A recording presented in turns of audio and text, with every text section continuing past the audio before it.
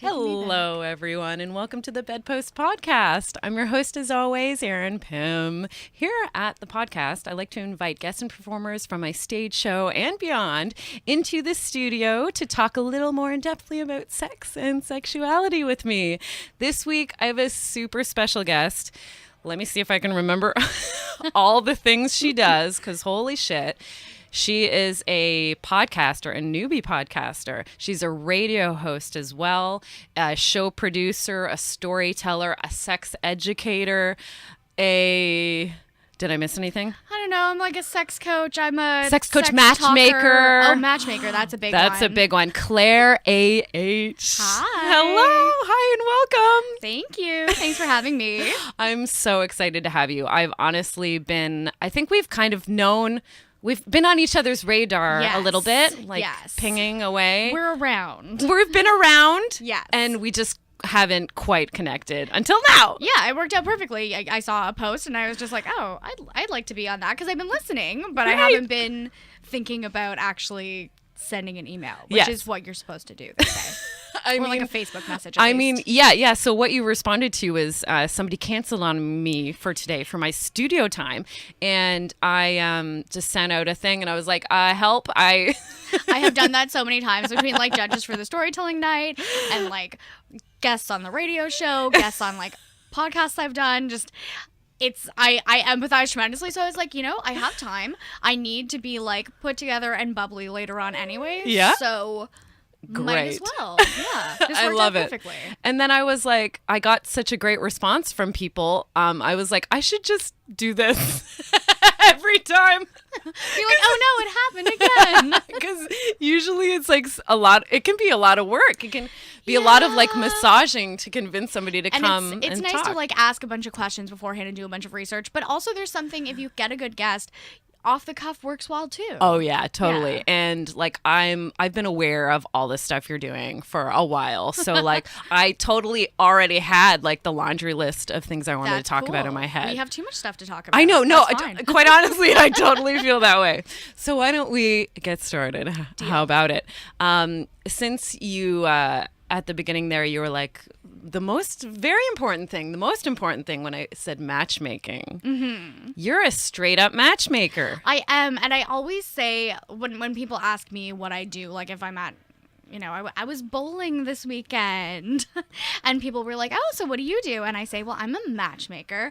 And then I always qualify that by saying it's a really weird job. But the truth is it's not a really weird job. It's just a very unexpected job. Yes. Like I don't think people realize there are matchmakers around anymore. No, and they sort of there are still matchmakers like this that exist where they imagine this very like relationship, marriage, children-oriented matchmaker. They imagine somebody who is like fairly heteronormative. They imagine, which you, ma'am, are not so much. Not so much. So it's nice to be different and to be a matchmaker for people who engage in online dating and app-based dating, but just who want feedback from another person who isn't like a friend or an ex or a family member. Yeah. And then also somebody who's able to not be, either a laundry list of attributes on a website or, a few photos and like, what do they even mean by that sentence on an app? Yes. So I can help with that, and then I can match them with people in a different way. Yeah. So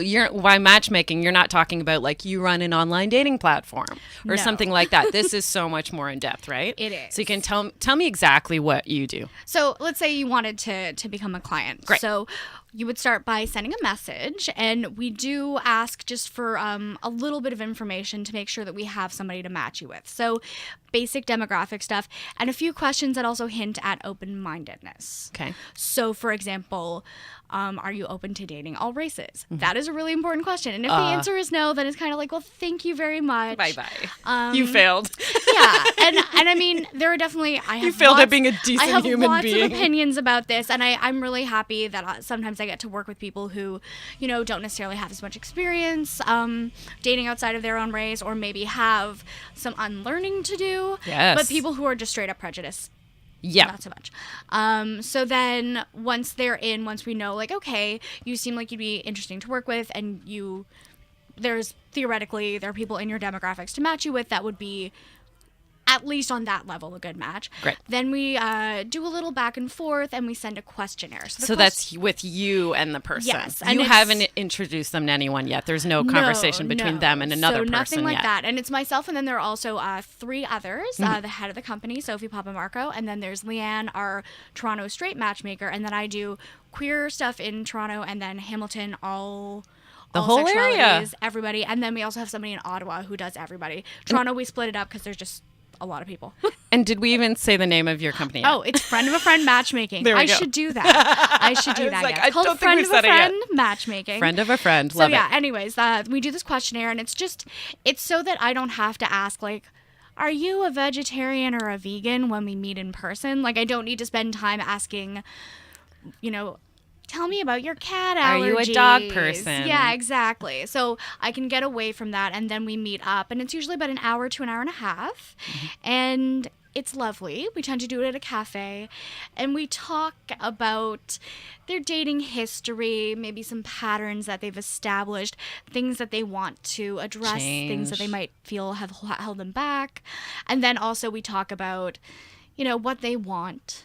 And then sometimes what they want, we then have a discussion about, is that really what you want? Mm-hmm. Because sometimes what they want is like a laundry list of really normatively attractive things, or they want somebody who's, sometimes they want somebody who is like, very highly educated, but what they mean is they want somebody who is intellectually curious. They want somebody or they want somebody with a great job, which it's all these things that are sort of, they think of as shorthand for being intellectually matched or matched lifestyle wise, but maybe there are other more meaningful ways to find that. Yeah, maybe they're shutting off avenues by putting that thing that they think means this. Exactly. But could mean a variety of things to a lot of people reading that on a dating website. And then sometimes also we'll talk about things like height.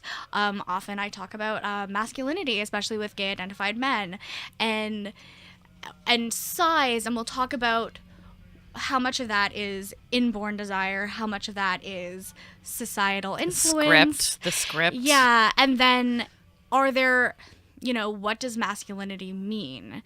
And when you say that you want somebody who's masculine and you can't really qualify it and you can't really explain it in past partners, is some of it maybe internalized homophobia or internalized misogyny? When we talk about people wanting a partner who is either taller than them or shorter than them, depending on kind of the gender dynamic they want. Even like with butch and femme dynamics, that happens a lot. I kind of get to have the discussion of like, well, is it possible that this has to do more with like, if people see you with a partner who is not as normative in their gender expression, or exhibiting the traits we associate with like masculinity or femininity, that then your masculinity or femininity will be called into question? Wow, very interesting. So it's heavy. I mean, it comes deep stuff. It's great. Deep. And not that I talk about this excessively with all my clients, but like my partner is a short cis dude, and I am a woman of size, and there's a lot of stuff that I had to undo over the years to be okay being like the bigger person in a relationship as a femme-identified person. Right. But I did it, the and I'm same script super that happy. we're told about femininity. Yeah, exactly. For sure. And it took some time, and I think maybe like 10 years ago that would have been a harder sell, but I'm really happy, and we've been together for a long time, and it's wonderful. So congratulations. Not that I want to say like, just be like me and you'll be happy, because that's ridiculous. Yes. But I love how you're value in that. Yeah, I love how you're challenging and kind of breaking down all of these ideas we have about like type and stuff like that, right? And I mean, that's not to say that's all we do. We also like talk about celebrity crushes, and we talk about, sexual desire. And especially with my queer clients, I talk a lot about, is pride a party? Is it a protest? Is it a pain in the ass? Like, we talk about coming out. We talk about the values they have associated with their partners and maybe their level of outness with family, with friends, with work. And it's interesting because I think a lot of times, even in like fairly queer focused apps or dating sites, we don't ask ourselves those questions, and that's compatibility as well. Yeah. Not that two political people need to be together, but there is a level of, somebody who's really against or not against, but really outside of the queer community and would not want to date somebody else who was really into the queer community, I think it's valuable mostly to ask them to ask questions of themselves of why that is the way it is. Yeah. And then maybe get them a little more open-minded on either end. Oh, I love that. You are like, It's fun. I feel like this is like not only about finding a partner, it's about like this is very self-reflective about like, think about your life and your priorities and your ideals. Yeah. And here's the twist. yes.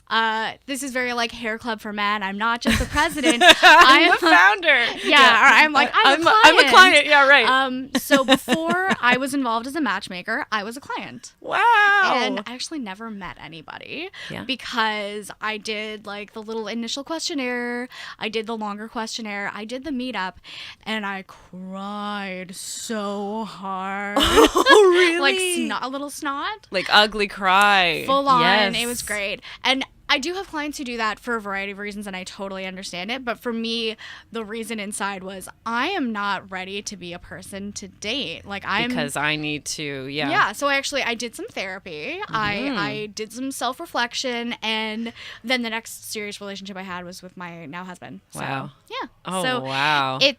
I appreciate this sort of reflection and getting people to ask themselves questions and not just going, okay, you want someone masculine. Check, okay, check, check. you want someone tall. Okay, I'm not going to question these things. Because, I mean, in a sense, is there ever any reason to police desire? You could have a very long conversation about that. Right. But it's not about policing desire. It's about kind of like doing a little light to moderate questioning and seeing if those desires hold up to that. Yes, and if we can just open it up a little bit more, because that's going to open up the amount of people that you can potentially match with. It is. And right? sometimes you'll meet somebody and you'll think, oh, they would match with this person. They both have cat allergies. They both want to retire out to like Northern Ontario. They both want kids. This person has a kid. This person wants to date somebody who already has a kid. They both like woodworking in this particular like mid-century style. Wow. And this person is like 4 inches too short. Yeah, except And that for the height is ridiculous. restriction. Yeah. And sometimes it's like, I mean, I sit around and think like, okay, well, how many of these things matter? Obviously, if somebody is like 20 years out of another person's top age range, that's fair. Not what you're talking about. But if we're talking about a couple of inches, or we're talking about... Yeah, what's another restriction? You mentioned race before. Yeah, that comes up periodically. Yeah. It doesn't come up as much, and often it comes from a place of... just they haven't really investigated it before, and so we talk about it together. And then they're like, oh, okay. Yeah, and I mean, as to how often that works out, I don't know. Right. But what is work out? They're more how do you open-minded. define a successful relationship? Yeah, I mean, and a lot of people will say, like, you how can't. many relationships do you have that have been, like, successful? And I'm like, okay, well, this is the relationship escalator model, which is I know Heather Elizabeth was in here a few weeks ago talking about that, among other things. Yeah. And just that idea that like we're all going to marriage and kids, move in, get engaged, get married, have babies. And for a lot of people, especially like I have people all across age ranges, all across identities, a lot of poly folks who maybe don't necessarily want that, as well as just a lot of people who maybe don't necessarily want that, regardless of whether they're monogamous or not. Yeah, it's harder to explain that. Have I introduced people who have had wonderful experiences together and had relationships? Yeah, sure. Yeah, definitely. So, yeah. That's amazing. Oh, it's wow. Nice. And it's also just nice to be able to talk to poly people and kinky people and sex positive folks. And I can't necessarily match like deep into kinks, like if it's like, I'm a dom, I want a sub, but I'm really into like sensual play and I don't want it to be 24/7, or somebody who's like, I want it to be 24/7 and I like thuddy, not stingy. I'm like, okay, so I hear all these things. I hear you. And I'm always so happy to talk about it, but it's challenging beyond a certain point. Right. Do you go that deep into it? Oh, yeah. Like if somebody wants to kinks? tell me about what they like, I'll talk about it. If they want to date somebody who identifies as kinky, that I can do. Yeah. Or sexually open, or sometimes people will give me words that I'll be able to identify, like related. Yeah. But if they're looking for like a service bottom who is into boot blacking, who like, is okay with this, and this, but really doesn't want to do this, I tend to say, and it's another thing with people who want to have kids, but maybe one is more open to adopting, one would like to carry. I had somebody ask about in vitro fertilization, and I'm kind of like, I can match along the axis of like wants kids, doesn't want kids. I can definitely think about stuff like adoption if that's a preference for you. But going very specifically into it is challenging. It might get, I imagine it might get in the way of making a connection if you go too detailed just right before they've even met the person. And it would be very similar to like looking for somebody's exact aesthetic type, right down to like the length of their hair and the type of earrings they wear. Exactly. Like, that, you can talk about that together. Yeah, first things first. And even go with some of the broader type of compatibility. Poly styles is another one. So, if you have somebody who maybe is looking for a more like primary, secondary focused relationship and another person who's not quite a relationship anarchist, but more on that end, I can say like, well, you're both poly, you're both really open-minded, you're both great communicators. Mm-hmm. I'm sure you can discuss this. Right there. I think you might, if you make a connection, you feel, a spark or whatever it happens to be. I'm sure you can negotiate. And if you met someone at a kink munch or a poly, get together or whatever, you wouldn't necessarily be wearing a hello, my name is this, and I am into exactly this type of non-monogamy, and like, here are my beliefs. It would be a really big sticker. Yeah. So. Unless you go to L'Amour Propre and get all of those. Yeah. But you would not have any shirt left. But you're not gonna wear 50 of those. And I don't think anybody's gonna be looking and like they're reading down and they're like yes, no. Yeah, okay. How long can they be reading? I got to 27 and I'm like, I don't think I believe in that. Before it gets awkward. Yeah. How long can you stand there and before being like, hi. And I mean, and it goes back to the larger theme of we are more than these little demographics. We are more than our favorite foods and our favorite TV shows. And we're more than the, you must be this tall to ride thing that they do on OkCupid, where you can straight up, if you have A-list, just filter out people under 6 feet. Yeah. There are not a lot of people above 6 feet. Yeah. So there really tell you that's going to really narrow your chances of meeting someone great. Really great people. Maybe there's really great short people out there. Exactly. Okay. Fuck short guys, everybody. Just do it. Yeah. Everybody.